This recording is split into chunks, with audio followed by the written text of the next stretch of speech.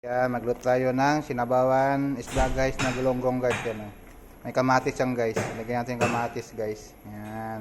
Yan ang pampasarap guys. Ulam natin guys.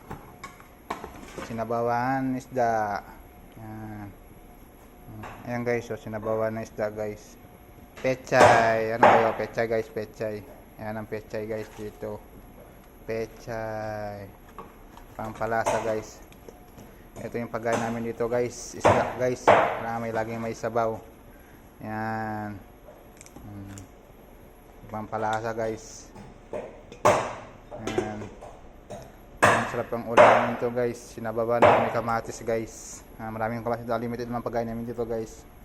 Yan lang guys. Yan, takpan natin yan guys.